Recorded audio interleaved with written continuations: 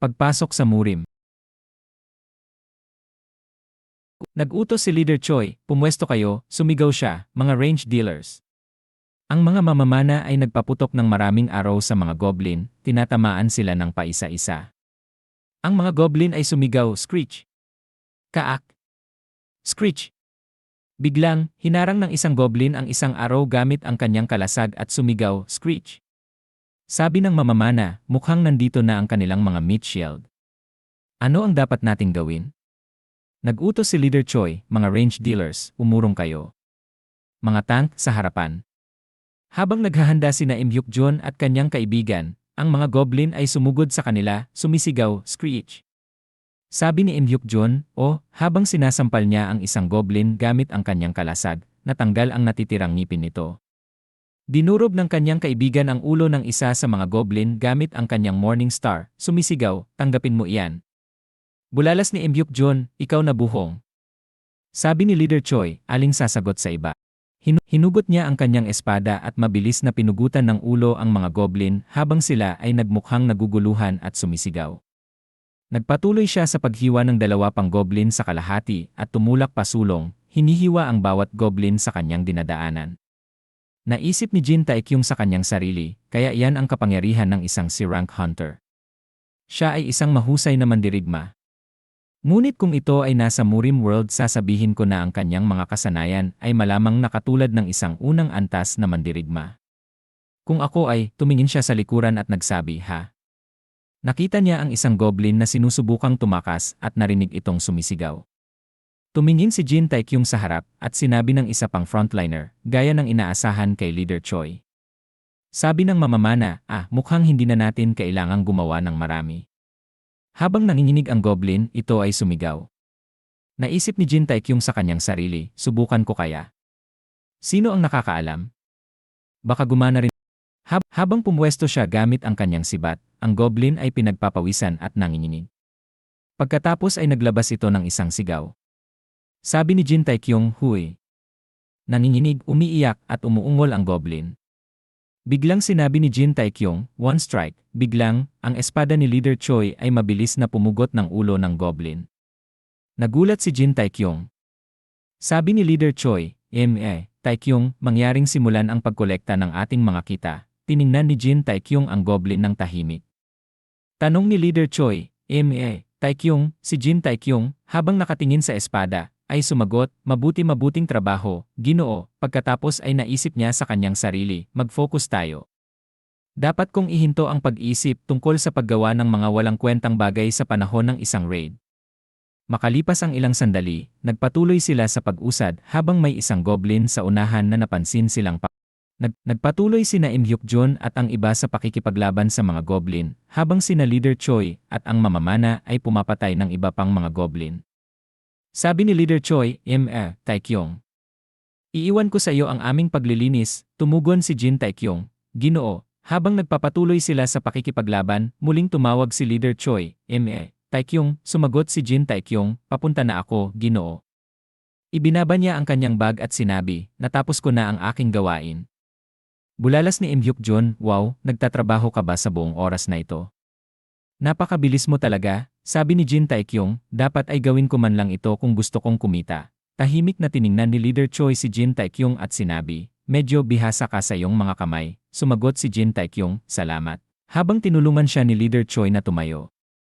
Sabi ni Leader Choi, gayunpaman, bilisan natin ito at lumabas para sa hapunan, idinagdag ni Im Hyuk-jun, sana makasama namin sina Leader Choi at binanggit ni Leader Choi, mayroon na akong dinner reservation sa isang sushi restaurant, sabi ni Im Hyuk-jun, gusto ko ring kumain ng sushi. Naisip ni Jin Taekyung sa kanyang sarili, hindi ako makapaniwala na pinag-uusapan nila ang hapunan kapag tayo ay nasa boss zone. Sa palagay ko sila ay isang veteranong partido para sa isang dahilan. Pagkatapos ay sinabi ni Im Hyuk-jun, sige, pasok na tayo. Nag-utos si Leader Choi, lahat pumwesto. Jin Taekyung, pumunta ka sa likuran. Habang naghahanda ang koponan para sa labanan, bumukas ang pinto at tumingin sila sa loob. Isang goblin mage ang naghahanda ng kanyang mahika. Sabi ng goblin mage, nagkakasta ng spell, Karekchay Akdo, naisip ni Jin Taekyung sa kanyang sarili, isang spellcaster.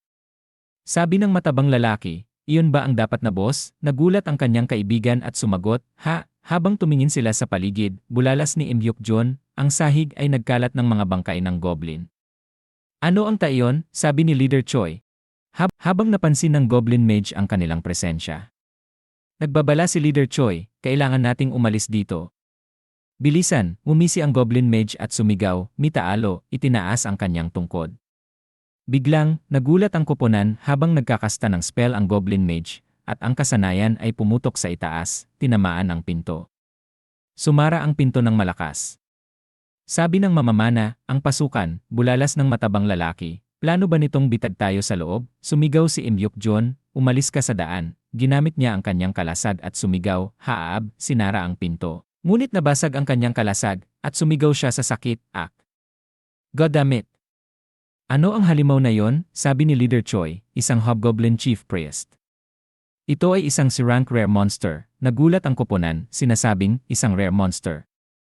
At ito ay si-rank din, naisip ni Jin Taekyung sa kanyang sarili, ano ang tae? Bakit mayroong si-rank monster sa loob ng isang A-rank gate? Idinagdag ni Leader Choi at nabuong madilim na enerhiya sa unahan nila habang biglang natunaw ang mga bangkay ng goblin na nagsiwalat ng isang malaking goblin. Sabi ni Leader Choi, isang Hobgoblin Chief Warrior din ito ay isang si-rank rare monster. Naisip ng koponan sa kanilang sarili, at tayo ay nasa problema. Sabi ni Leader Choi, ngunit hindi ito nangangahulugan na ito na ang wakas para sa atin. Kung maaari nating patayin muna ang Chief Priest na yon, magkakaroon pa rin tayo ng kaunting pagkakataon na mabuhay. Tumingin siya sa likuran at nagpatuloy, ngunit upang magawa ko iyon. Ang Hobgoblin Chief Warrior ay biglang kumilos pasulong at umungol. Nag-utos si Leader Choi, kailangan niyong pansamantalang pigilan ang bastard na iyon. Tumingin ang partido kay Leader Choi, naguguluhan. Inutusan niya, pigilan lang niyo siya sa loob ng 5 minuto, sabi ni Im Hyuk-jun. Teka sandali, Leader Choi. Mayroon ka bang ibang... Biglang tumakbo si Leader Choi patungo sa Hobgoblin Chief Priest, iniwan silang lahat, sumisigaw, hayaan ang hangin na pumutok. Hest! Naisip ni Jin Taekyung sa kanyang sarili, ikaw na bastard. Nag-isip siyang muli, sabi nila na ang mga malas na tao ay mababali pa ang kanilang ilong kapag sila ay nahulog pa atras. Ibinaba niya ang kanyang bag ng mga luot at nagmuni-muni, hindi ako makapaniwala na nakakatagpo ako ng isang intermediate boss monster na mahigit 300 hindi isa, kundi 2 pa. Bukod pa, akala ko sinabi niyo sa akin na huwag lumaban. Sinabi niyo na ako ay isang luggage boy lamang. Darating na. Ano ang magagawa ng isang Frank Hunter na katulad ko? Binalaan ni Im Hyuk-jun ang grupo, darating na. Mamamana! Huwag mong ipagkait ang iyong mana. Tamaan mo ito ng lahat ng iyong makakaya, habang sinisingil sila ng Hobgoblin Chief Warrior, inilihis nito ang lahat ng papasok na arrow sa isang hagupit.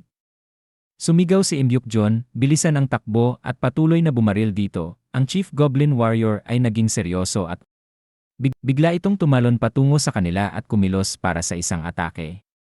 Sabi ni Im Hyuk-jun, magkanlong, habang tumama ang kanyang suntok malapit sa mga mamamana, tinamaan sila ng mga bato, at sila ay sumigaw sa sakit, org. Ang shielder ay sumilong mula sa lumilipad na mga labi at sinabi, Hyung-nim. Sina Seok-ho at Jong-min ay. Sumagot si Im Hyuk-jun, nasa likuran mo, biglang, dinurog siya ng Chief Warrior Goblin. Bulalas ni Im Hyuk-jun, shoot! Taekyung. Jin Taekyung, sabi ni Jin Taekyung, inutusan ni Im Hyuk-jun, habang ginagambala ko ang bagay na yon, dalhin mo ang iba at magtago. Sumagot si Jin Taekyung, CJ. Naisip niya sa kanyang sarili, magiging okay kaya siya nang mag-isa. Umungol ang Chief Goblin Warrior. Inactivate ni Im Hyuk-jun ang Strength Enhancement. Shield Enhancement. Habang bumilog ang kanyang braso at kumikinang ang kanyang pagkatapos ay dinurog niya ito sa lupa at ginamit ang kanyang kasanayan, supercharging. Laban sa Goblin Chief Warrior. Tiningnan ng Goblin Chief Warrior si Im Hyuk-jun habang tinitiis niya ang sakit, pinahinto ang kanyang atake gamit ang kanyang Morning Star. Hingal na umungol si Im Hyuk-jun sa sakit, acne. Habang siya ay nahulog sa lupa, naisip ni Jin Taekyung sa kanyang sarili, shoot! Bakit ang mga bagay na tulad nito ay patuloy na nangyayari sa akin? Kung magpapatuloy ito, lahat ay mamamatay muli. Tumingin si Jin Taekyung kay Leader Choi, na nagpatuloy sa pakikipaglaban sa Hobgoblin Chief Priest. Lumipas na ang 5 minuto, crap. Ako na ngayon. Kakailanganin kong gawin ang lahat ng aking makakaya upang pigilan ang bastard na yon. Pakiusap, gumana ka. Gumana. Halika na. Gumana. Gumana ka, sumigaw si Jin Taekyung, one strike. Biglang, tumingin sa likuran ang Chief Warrior Hobgoblin habang may naramdaman siyang poking sa kanya. Sinubukan ni Jin Taekyung na saksakin ang likod ng Chief Hobgoblin Warrior na naging dahilan upang mahulog si Im Yuk-jun. Pagkatapos ay umungol ito habang nagawa ni Jin Taekyung na bawasan ang health points nito ng 2. Si Jin Taekyung ay naging seryosong tahimik at sinabi sa kanyang sarili, pahamak na talaga ako. Habang kumilos ang Goblin Chief Warrior upang durugin si Jin Taekyung, nakarinig siya ng isang pamilyar na tunog na nagsasabing, ding, nagtaka siya, ha? Biglang, isang malakas na kalabog ang umalingaw sa yungib. Klang, isang abiso ng sistema ang tumunog, synchronization, ay kumpleto, isa pang abiso ng sistema ang tumunog, ding. Ha? Synchronization ay kumpleto. Ding.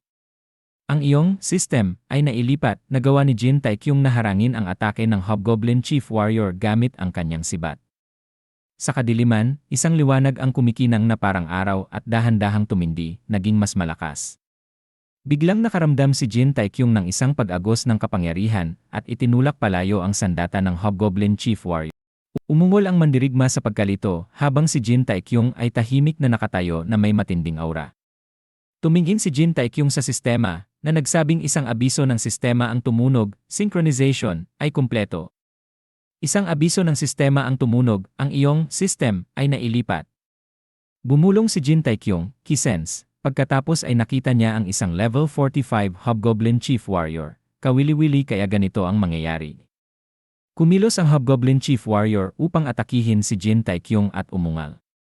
Pagkatapos ay inilagan niya ang mga atake gamit ang footwork teknike ng pamilyang Jin. Naguluhan ang Hobgoblin Chief Warrior at umungal muli. Biglang, sumabog ang aura ni Jin Taekyung habang siya ay kumilos sa gilid ng Hobgoblin Chief Warrior. Sabi ni Jin Taekyung, unang aral ng Jin Family Spear Technique. Brutal Head of the Dragon, hinagupit niya ang braso ng Hobgoblin Chief Warrior sa isang hagupit. Pangalawang aral, Whirlwind of the Blacks. Pahayag niya, nagbukas ng isa pang butas sa tiyan nito. Ang Hobgoblin Chief Warrior ay sumigaw sa sakit, umuumal ng malakas. Sumigaw si Jin Taekyung, ikatlong aral. Ika-4 na aral. Ika-5 aral, habang hinahampas niya ng maraming beses ang Hobgoblin Chief Warrior. Ang Hobgoblin Chief Warrior ay sumigaw sa sakit, umuumbal habang siya ay nahulog sa pader, umuungol. Nagpuna si Jin Taekyung, sa palagay ko ay hindi ko na kailangan pang gamitin ang aking one strike, nakasanayan sa iyo, pagkatapos ay sinaksak niya ang bibig ng Hobgoblin Chief Warrior. Biglang, sinabi ng sistema, ding.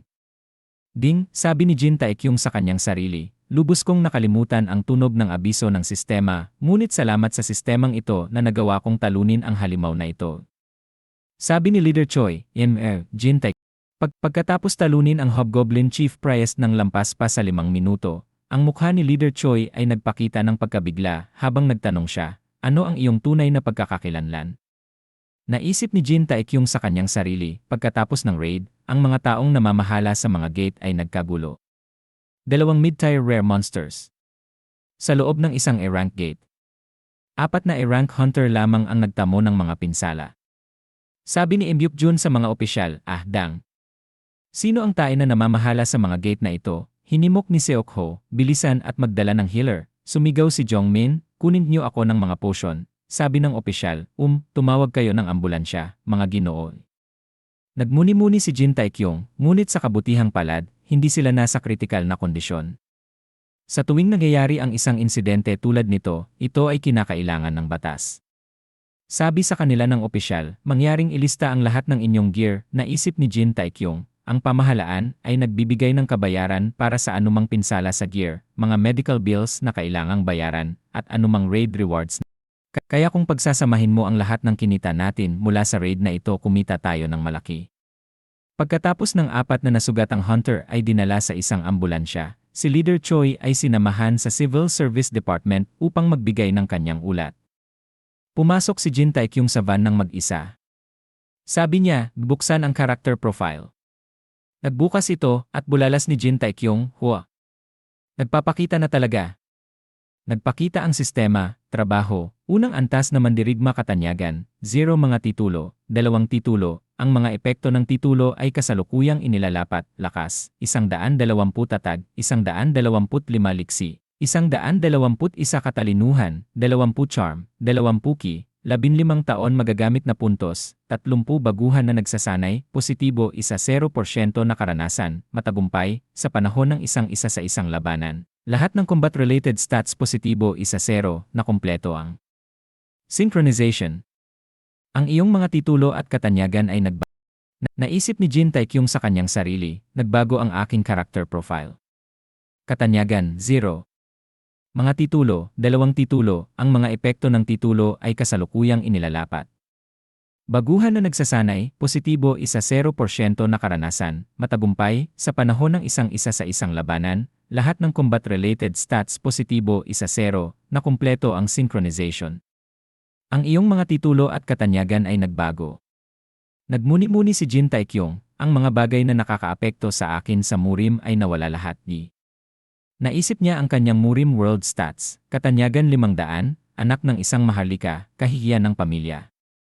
Sinabi ni Jin Taekyung sa kanyang sarili, well, kung gayon, hindi naman ako ang anak ng isang mayamang maharlika dito, ni hindi ako ang natutulog na dragon at mga kalokohan. Sinabi ni Jin Taekyung sa sistema, buksan ang quest menu. Isang abiso ng sistema ang tumunog, quest, betrayer layunin, natuklasan mo ang pagkakakilanlan ng muling pagsamahin sa pangunahing puwersa at alertuhan sila tungkol sa taksil. Pagkatapos, paunahan ang iyong mga tauhan sa tagumpay. Ranggo, peak paghihigpit, para lamang kay Jin Taekyung. Mga layunin, alisin ang taksil. Hindi kumpleto, magtagumpay. Hindi kumpleto, gantimpala sa quest, isang napakalaking halaga ng karanasan at katanyagan. Isang mahalagang steel box. Pagkabigo sa quest, kamatayan. Nagulat si Jin Taekyung pagkatapos basahin ang quest. Naisip niya, ito ba ay nagsasabi sa akin na bumalik sa Murim? Si Jin Taekyung ay natulala at naisip sa kanyang sarili, ang katotohanan na ang sistema ay maaaring umiral sa totoong mundo, nang angahulugan ba iyon na ang Murim World ay hindi lamang isang laro? Ito ba ay marahil? Biglang, tumingin si Leader Choi sa loob ng van, at si Jin Taekyung ay nagulat at bulalas, banal na baka. Tinakot mo ako. Ah, crap. Habang kumilos si Leader Choi sa kabilang panig ng van, pumasok siya, at nagtanong si Jin Taekyung, ano ang nangyari? Sumagot si Leader Choi, nagbigay ako sa kanila ng mabilis na ulat sa nangyari, at dapat silang makipag-ugnayan sa akin sa loob ng susunod na ilang araw. Sigurado ako na imbestigahan ka rin, Taekyung. Naisip ni Jin Taekyung, ang mga investigador ayaw ko na silang makita muli. Sabi ni Jin Taekyung, ang bagay na hiniling ko kanina. Tiningnan siya ni Leader Choi at sinabi, Deye. Tinanong ni Jin Taekyung, sa loob ng yungib, posible ba para sa iyo na itago ito bilang isang lihim? Sumagot si Leader Choi, hinihiling mo ba sa akin na magbigay ng isang maling pahayag? Naisip ni Jin Taekyung, sa simula, hindi ko alam kung ang sistemang ito ay magiging permanente o ito ay isang pansamantalang bagay. Sa mga sitwasyong tulad nito, pinakamahusay na walang anumang malaman ang publiko. Sabi ni Leader Choi, Jin Taekyung. Sumagot si Jin Taekyung. Ipinakita ni Leader Choi ang kanyang relo at sinabi, tumingin ka. Naguluhan si Jin Taekyung at tumingin sa makintab na relo. Sabi niya, 2:00 na. Ipinaliwanag ni Leader Choi, ito ay gawa mula sa isang company gamit ang isang C-rank magic gem. Ito ay enchanted din ng ilang defensive magic, kaya maaari ko itong gamitin bilang isang kalasag sa panahon ng mga emergency na sitwasyon. Sabi ni Jin Taekyung, sige. Nagmungkahi si Leader Choi, kumain tayo. Gusto mo ba ng premium Korean steak? Sumagot si Jin Taekyung, hindi pa talaga ako kumakain yan. Habang umalis sila, makalipas ang ilang sandali, ang usok ng premium Korean steak ay sumisitsit habang ito ay niluluto. Sabi ni Leader Choi, sinabi ko sa kanila na ako ang sumakop sa kanila, ang Chief Priest at ang Chief Warrior. Si Jin Taekyung ay nag-enjoy sa pagkain na puno ang kanyang bibig ng premium Korean beef at sinabi, wow. Salamat. Humihingi ako ng paumanhin para sa paggawa ng gayong mabigat na kahilingan, kahit na ito ang unang pagkakataon na nagkikita tayo sa isa't isa. Tinanong ni Leader Choi, kung gayon, sasali ka ba sa aking guild? Dumura si Jin Taekyung ng kaunting karne at sinabi, "Ha? Ako?" At dito na nagtatapos ang video natin ngayon. Maraming salamat sa panonood, sobrang na-appreciate ko kayo lahat. Kung nagustuhan nyo ang content, huwag kalimutang i-like at mag-subscribe para hindi nyo ma-miss ang susunod na mga videos. May gusto kayong sabihin o may tanong? Mag-comment lang sa baba, gusto kong marinig ang opinyon nyo. Hanggang sa susunod, mga kagoto. Stay awesome, stay curious, at kita-kits sa next video.